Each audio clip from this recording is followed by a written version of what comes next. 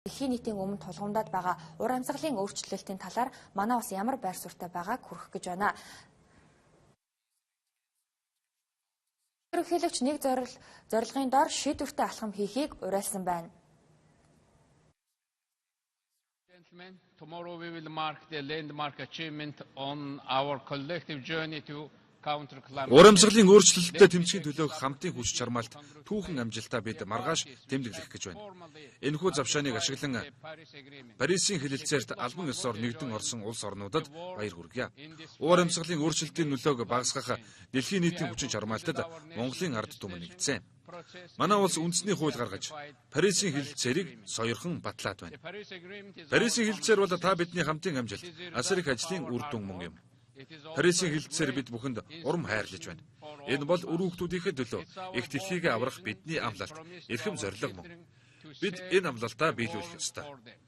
Монгол улс нүүрс хүчлийнхii хамгийн бага ялгаруулагч улсуудын нэг хэдий ч ур амьсгалын өөрчлөлтөд харьцангуй хүчтэй өртөж байна. Цөлжилт, ойгүй жилт, биологийн төрөл зүйлийн тэнцвэргүй байдал нь нүүдэлчдийн соёлын хэв маягт сөргөөр нөлөөлж байгаль орчныг улам бүр доройтуулж байна. Монгол улс олон улсын өмнө хүлээсэн тохиролцооныхоо дагуу өөрийн амлалтаа хэрэгжүүлж байгаа. Харамсалтай нь олон улсын хамтын нийгэмлэгийн зүгээс үзүүлэх бодит дэмжлэг туслалцаа дутагдж байна. Ур амьсгалын ногоон сангаас болон нүүрс хүчлийнхii бага ялгаруулсан үр шимээс Монгол улс болон манайх шиг хөгжиж байгаа олон улс хүртэж чадаагүй байна. Энэ чухал хүчин чармаалтад тэргүүлэн ажиллахыг олон талд холбогдох байгууллагад уриалж байна. Бидэнд нэг гэр, нэг их дэлхий, түүнийг аврах нэгдсэн нэг л зорилго бий. Өнөөдөр бид шийдвэртэй алхам хийх ёстой. Бид ирээдүгээ тойрон өнгөрөхгүй адил энэ цаг мөчийг алдах учиргүй.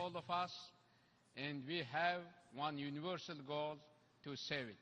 And today is our time to act. And we must not miss it. We cannot miss our future.